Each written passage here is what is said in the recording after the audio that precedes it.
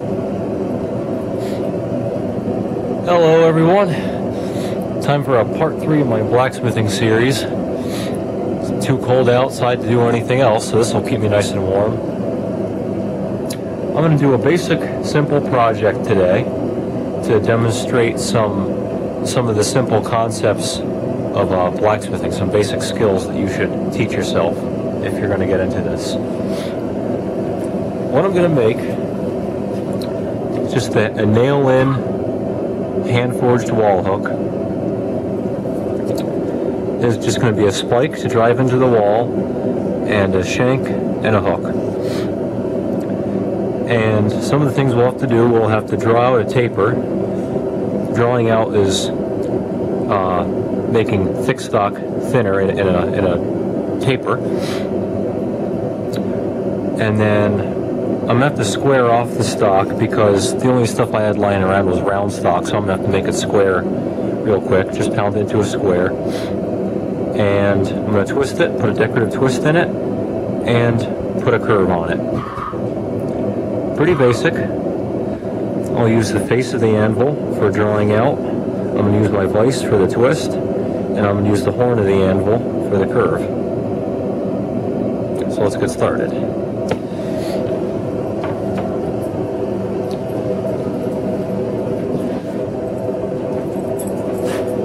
One other thing, even I would frown upon this, but I couldn't find proper tongs, so I'm just using vice grips. They work well, but they're just not really correct.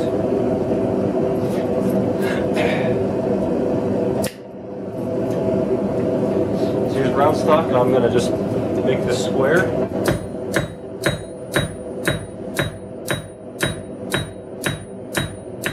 Rotate at 90 degrees. Don't stay in any one spot too long. Rotate it again. Rotate.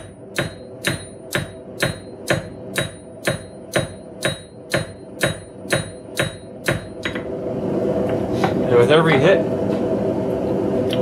you advance it a little bit and hit it again so you don't pound out one spot flat, then move it and pound out another spot flat. So you can see it's already got a square shape starting to form. So I'm going to heat it up again and continue on.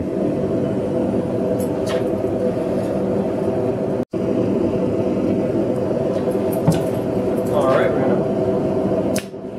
going to keep squaring this out.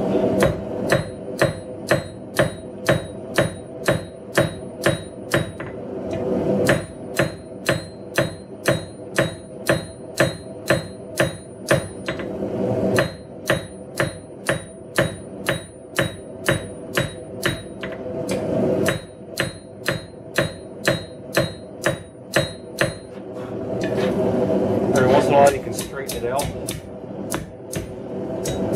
Don't worry about keeping it perfect all the time, doesn't matter if it gets a little curved. And don't work it when it's too cold. This is about it. A dull cherry, you don't want to work on it anymore.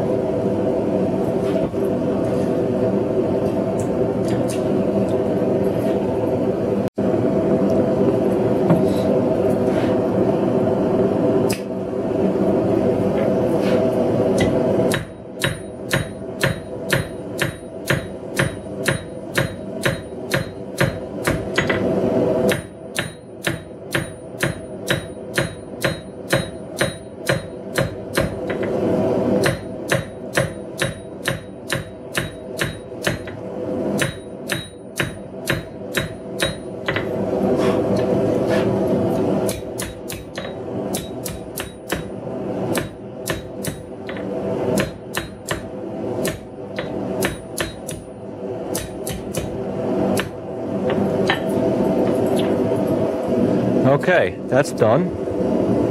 See if I can get the camera to focus.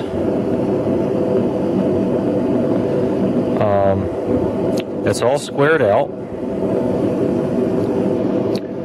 And now the next thing I'm going to do draw out a point. Alright, now the next thing I'm going to do is draw out the taper on the hook, and I'm going to do that pretty much the same way with the same technique that I used to square it out, except I'm going to focus my blows on one part of the material, and when I continue to hammer, it'll get thinner and thinner and thinner, and then turn into a point.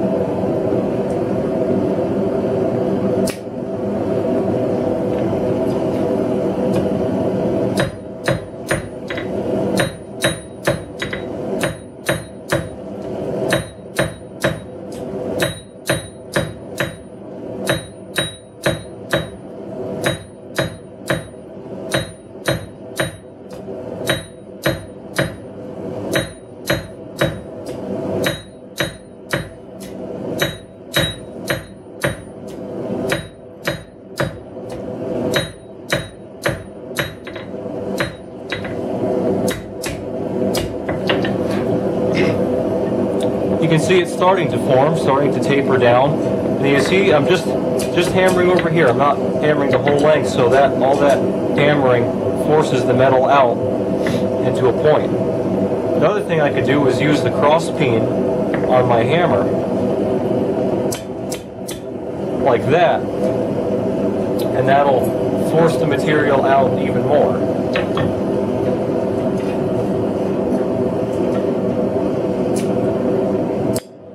That's because of this narrow edge, it forces the material this way and that way, whereas with the face, when you hit something, it evenly squishes the material out in all directions.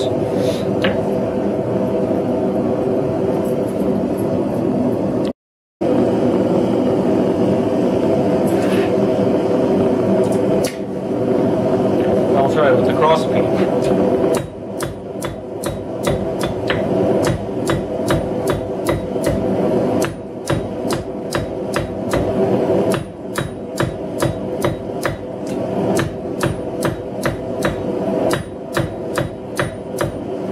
It really messes up the surface, so you got to stop before you're too close to being done.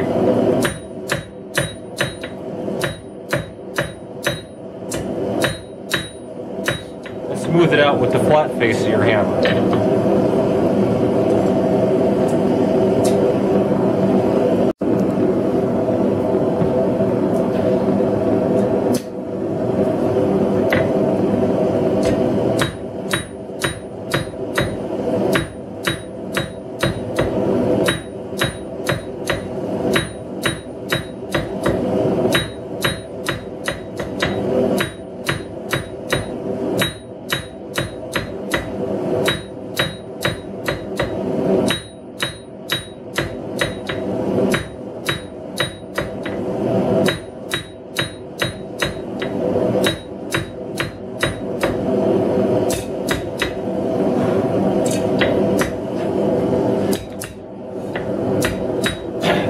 Notice that I'm not killing this with my hammer. I'm just tapping away at it, especially near the tip. But even over here, when I want some force, I just pretty much just let the hammer fall.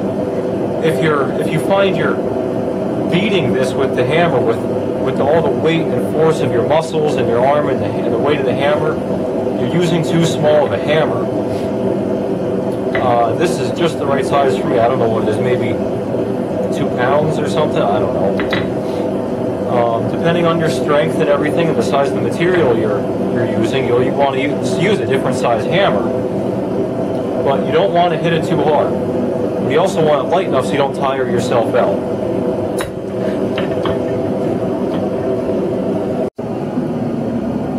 Well, I know in my previous video I told you not to use a bench vise as a blacksmith's vise, but I also said if you don't have anything better, it's better than nothing. And well, I got 3 blacksmith vices, but they're all, you know, lying against the wall, not attached to anything. So I'm going to use this vise to bend over the spike portion of the hook, and then we're going to twist it.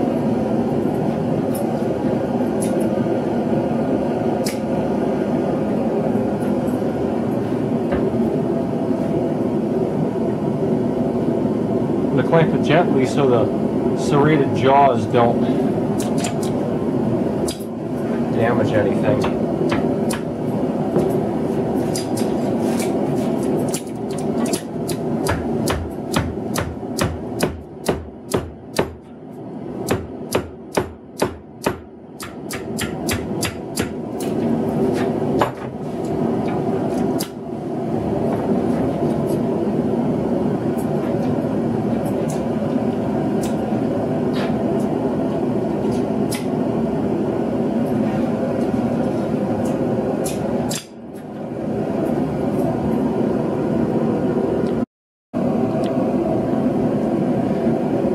Alright, now I'm going to do the decorative twist on the shank of the hook.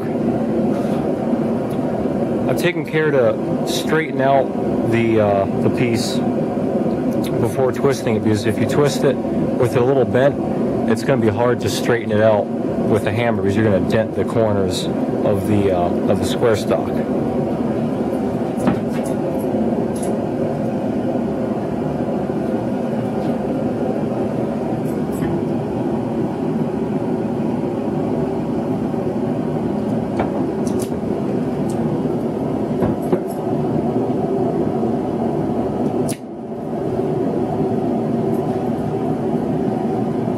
Try to keep it nice and straight. And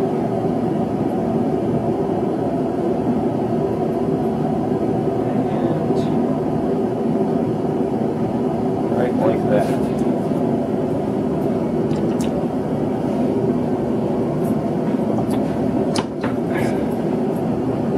And since I kept it, I kind of pulled up on it as I was twisting it, so the twist didn't get all messed up and wavy. Because if you tried to hammer that straight, you dent the corners of the square stock.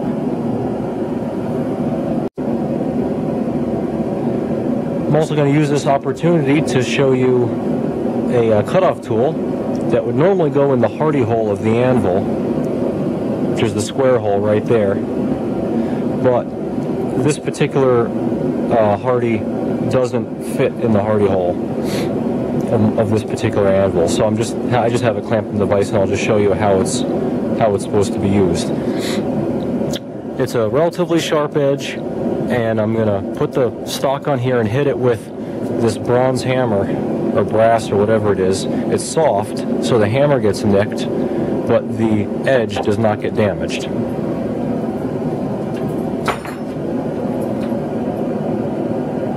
I've already marked where I want it to be cut.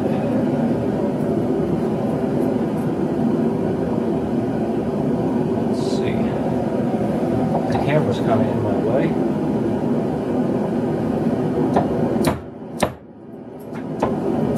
Cut a little bit, rotate it.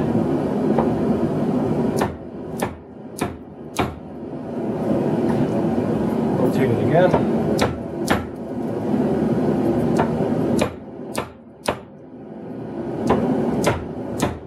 It's a little awkward for me because the camera's in a bad spot. And I'm going to stop there because I don't want this piece breaking off and falling onto my workbench. Or you can just grab it and just break it right off. That would have been a much cleaner cut if I was standing in a comfortable spot. Yeah, excuses. Now I'm going to draw out the point for the hook end.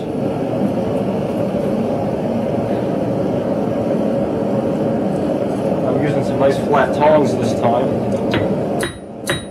so I don't mar the hammer finish.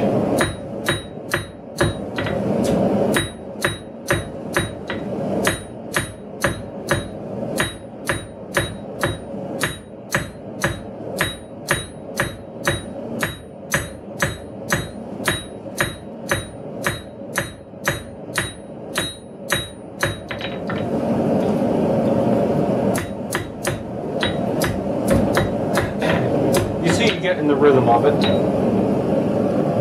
Now you might ask, how did I know where to cut it?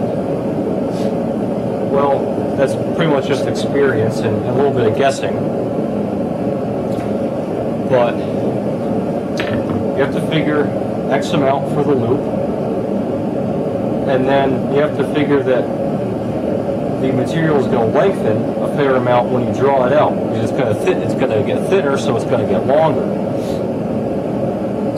And with this spike, I started out with, I hammered a section roughly half that length to get a spike this long. So I use that as an approximation for how long I need to cut this. And if it's too long, if you draw it out and it ends up being too long, you always just cut it short and keep going. It wastes a little material, but it's not a big deal. All right, now I'm going to forge the curved part of the hook.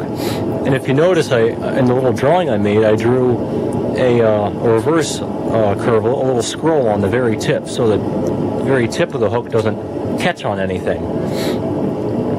So I'm going to start by forging that, and then I'm going to forge the main curve on the horn. And one of the tricks that I'll do off camera, because I have it zoomed in so much, is that after I forge the little scroll at the very tip, I will cool that in water, just the tip. So when I hit it with the hammer when I'm making the main curve, I don't damage that part of the scroll.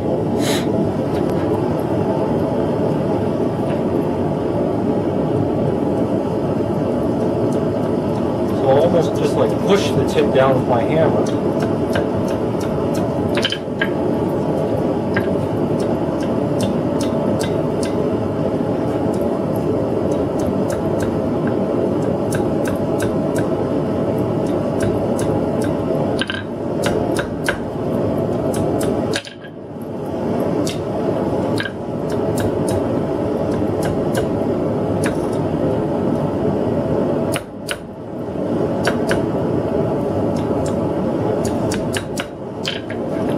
First part. Okay, I'm going to dunk the tip in water.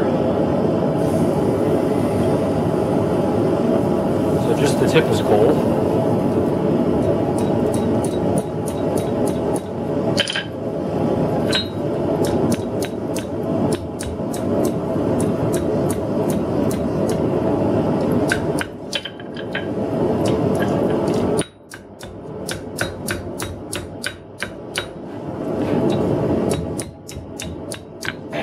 Now at this point, when you're halfway through, you take a stop to look at it, see if you like how it's coming out.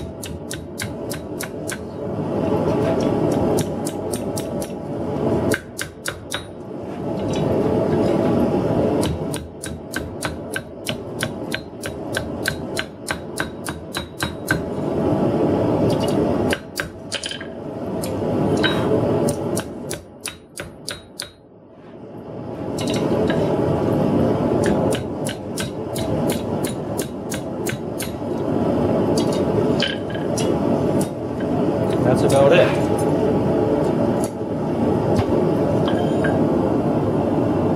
Oops. There it is. So I'm going to tweak it just a little bit more, and then I'll show you guys how to finish it.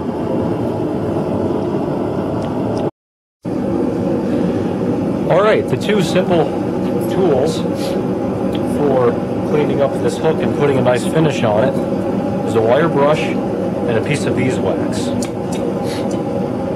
going to get the hook just barely warm, you know, just a dull red heat maybe. Put that in the forge. It's going to be a dull red heat, and I'm going to wire brush it.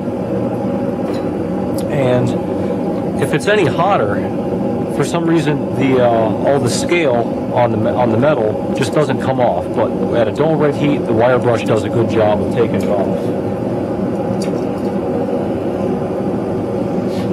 Just about like that.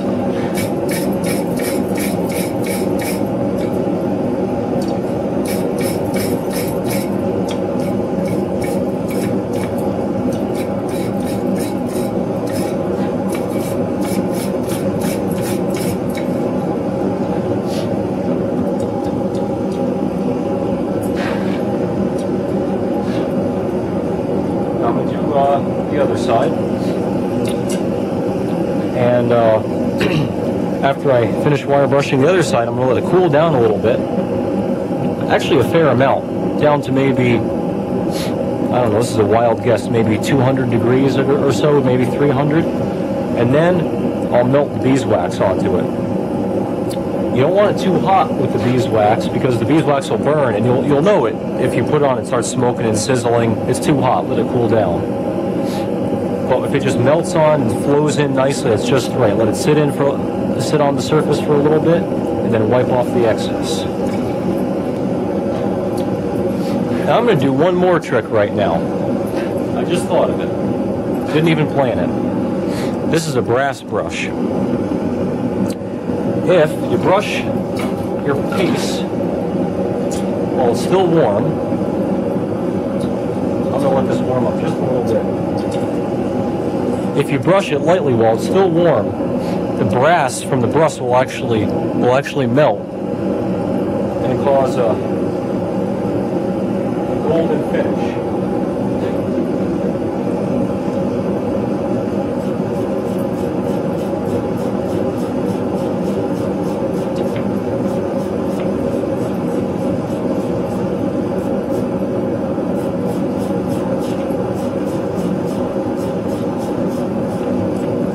It's a subtle effect.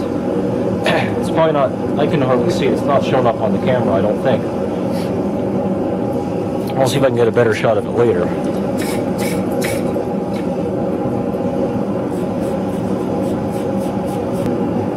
Now, I'm going to sit there, let that sit there and let it cool. Let's see. See how that smokes? And I can see it sizzling? That's too hot. See, I touched it over there. It didn't really smoke that much.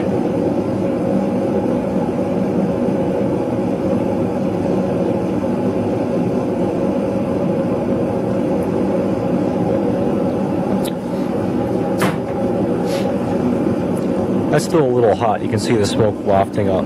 So I'm going to let it cool a little bit. And I'm going to beeswax it and let it cool a little more, and then I'll wipe the excess off. So there it is, beginning to end. It's cooled off a little bit. Let's see if I can show you that bronze. There, that shows up, I think. Can you see that? That bronzy effect. Got a little vice grip mark over there. Oh well. Also by my thumb there's a little bronze. You only see it in just the right light. So I think it's a pretty cool subtle effect. Alright, I'm back for one more little note. After I finished the first hook, I forged out a second one with the other style attachment that I was talking about. I just flattened it out. You see it's a little bit dimpled. Nice hammered finish that a lot of people like. I simply used a ball peen hammer. Not only can you use the peen of a hammer to move the metal a certain way, but you can also use it to decorate it. So I used all the same techniques and everything with this one. I still have to drill a hole in there so I can put a screw through it. And I just flattened it out. I used the ball peen and I flattened it a little bit and then rounded this, kept that round, flattened it down a little bit more, then turned it sideways and hammered the edges to keep it round, so any little points that start kind of smooshing out, you want to smoosh them back in and keep it nice and even. And you do it bit by bit. Flatten it a little bit, even it up a little bit, flatten it a little more, so on, so on. This one will be a Christmas present. And it got me thinking, this one, I made it for the purposes of this video. I have no use for it. I really don't have a use. So what I want to do, I want to give this away to one of my viewers. So what I'm hoping enough people see this and enough people are inspired or thinking about blacksmithing that they get their own little setup going, their own little forge, and respond to this video with your own video of something that you've made, of the first thing that you've made. and that person will win this hook. And you can give me your address and I'll send it to you free of charge. Christmas present. And a thank you to my viewers. Alright, so I hope to see a video response. And that's about it. Merry Christmas, and as always, come back for more.